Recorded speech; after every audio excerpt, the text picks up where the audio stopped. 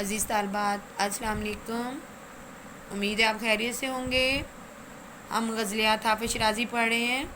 اس کی پہلی غزل کا دوسرا بند جو ہے وہ ہم پڑھیں گے۔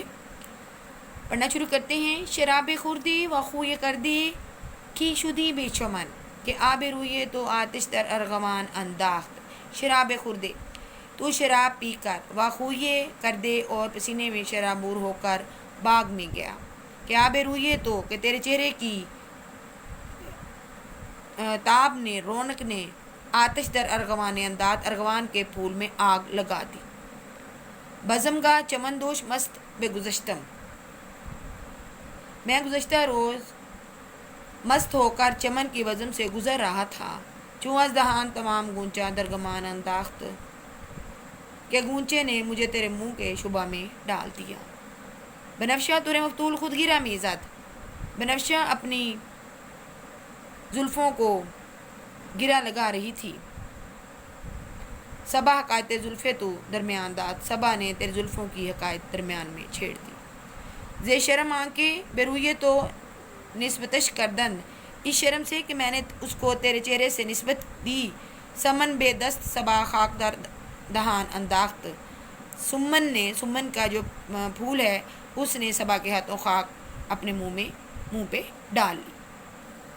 حافظ شیرازی اہل شعر میں حسن تعلیل سے کام لیتے ہوئے اپنے محبوب سے مخاطب اور کہتے ہیں کہ تو شراب پی کر، پسینے میں شراب انبور ہو کر باغ میں گیا، کیونکہ تیرے چہرے پہ رونق نے ارغوان کے پھولوں میں آگ لگا دی۔ جب کوئی شخص زیادہ شراب پیتا ہے تو اس کا چہرہ جو ہے وہ شراب کی گرمی سے سرخ ہو جاتا ہے اور وہ پسینے میں شرابور ہو جاتا ہے، اس کے رخسار سرخ ہو جاتے ہیں۔ حافظ محبوب سے کہتے ہیں کہ جب تو شراب پی کر پسینے میں شرابور ہو کر باغ میں گیا تو ارغوان کے پھول تیرے چہرے کی سرخ رنگت کو دیکھ کر حسد سے جلنے لگے۔ ارغوان کے پھولوں کا رنگ سرخ ہوتا ہے مگر محبوب کا چہرہ اس سے بھی زیادہ سرخ تھا، اس لیے وہ حسد کی آگ میں جلنے لگے۔ دوسرے شعر میں اپنے محبوب سے کہتے ہیں کہ گزشتہ رات میں مست ہو کر چمن کی محفل اور بزم سے گزر رہا تھا تو میں نے وہاں گونچا دیکھا، یعنی شاعر جو ہے وہ اپنے محبوب کے لیے سر سے لے کے پاؤں تک زمین و آسمان کے قلابے اس کے حسن کے لیے ملا دیتے ہیں، زمین و آسمان تک اس کے حسن کی تعریفیں شروع کر دیتے ہیں۔ تو اس میں بھی کہتے ہیں کہ جو گونچا اد کھلا، یعنی کہ اد کھلا جو گلاب ہے اس کو گونچا کہتے ہیں، کلی کو کلی جو کھلی ہے اس کو گونچا کہتے ہیں، کہ یعنی کہ محبوب کہتا ہے کہ تو گونچا جو تھا اد کھلا ہوا اس پہ مجھے ایسے لگا جیسے تمہارا منہ ہو، یعنی شاعر اپنے محبوب کے منہ کی تعریف جو ہے وہ گونچے سے مشابہت دے کر رہے ہیں۔ اپنے محبوب سے انہیں حسن تعلیل کے اسلام میں استعمال کی گئی ہے۔ اس مناسب حافظ شیرازی نے اس گونچے کو دیکھا تو انہیں محبوب کا منہ جو ہے منہ کی طرح محسوس ہوا۔ حسن تعلیل کے ذریعے ثابت کرنے کی کوشش کی ہے کہ اس کے محبوب کا منہ گونچے کی مانند ہے۔ محبوب کے خوبصورت ہونے کی دلیل یہ ہے۔ اس شعر میں ہم کہتے ہیں کہ بنفشہ جو ہے وہ ایک گھاس ہوتی ہے، دور سے ایسے لگتا ہے کہ جیسے کسی حور نے اپنے بال بکھیر دیے ہوں۔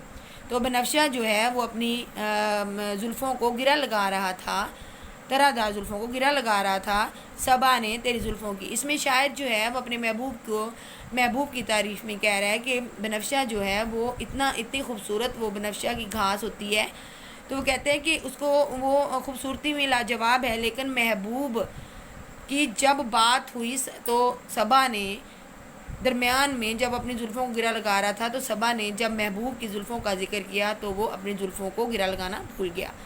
پھر شرم آنکھیں، تو یہ شرم آنکھیں برویت نسبتش، وہ پھر کہتے ہیں کہ سمن کا جو پھول ہے اس شرم سے کہ میں نے اپنے محبوب کو اس سے نسبت کیا، اس کی طرح کا کہا، تو اس نے صبا کے ہاتھوں خاک اپنے چہرے پر ڈال لی۔ تو اس میں شاعر جو ہے وہ حسن تعلیل سے کام لے کر جو ہے وہ شعر کی تشریح کرتا ہے۔ وہ کہتا ہے کہ جو محبوب ہے وہ یعنی محبوب کو کبھی بنفشہ سے کر رہا ہے، کبھی جو ہے وہ گونچے سے تشبیہ دے رہا ہے، حسن تعلیل سے کام لے کر محبوب کی تعریف کر رہا ہے۔ تو یہاں بھی وہ صبا جو ہے جب چلتی ہے تو ایسے ہی پھولوں پہ جو ہے وہ گرد و غبار پڑ جاتا ہے، تو یہاں پہ وہ محبوب اس میں شاعر حسین علی سے کام لے کر کہتا ہے کہ محبوب کو جب میں نے سمن کے پھول سے تشبیہ دی تو اس نے صبا کے ہاتھوں اپنے منہ پر خاک ڈال لی، یعنی وہ بھی محبوب کے حسن سے جل کر کوئلہ ہو گیا۔ تو بیٹے آج کے لیے اس بند کی میں نے ترجمہ بھی کیا، تشریح بھی کی، انشاءاللہ تعالیٰ باقی جو ہے ہم کل کریں گے۔ اللہ حافظ۔